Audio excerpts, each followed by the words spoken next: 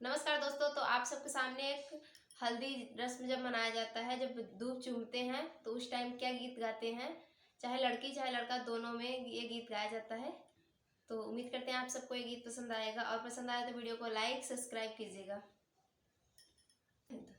नीचे चाउर ऊपर सोनवा सुहावन कैले बा, नीचे चाउर ऊपर सोनवा सुहावन कैले बा, नीचे चाउर ऊपर सोनवा। मम्मी सुहागिन चुमन चली है, मम्मी सुहागिन चुमन चली है।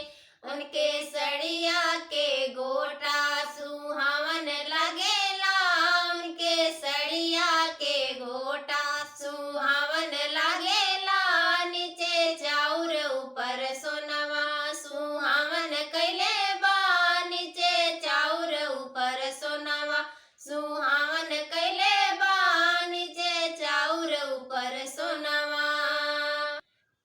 चाची सुहागन चुमन चली है, चाची सुहागन चुमन चली है।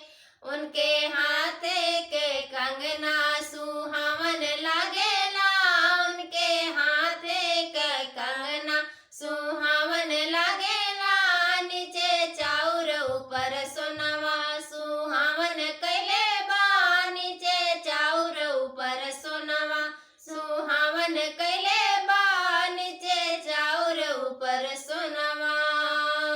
बहिन सुहागिन चुमन चली है, बहिन सुहागिन चुमन चली है। उनके गले के हरवा सुहावन कैले बा, उनके गले के हरवा सुहावन कैले बा, नीचे चाउर ऊपर सोनवा सुहावन लगे। फिर से कह दे। गले वाला हम लोग कैले बगै है ना। बहिन सुहागिन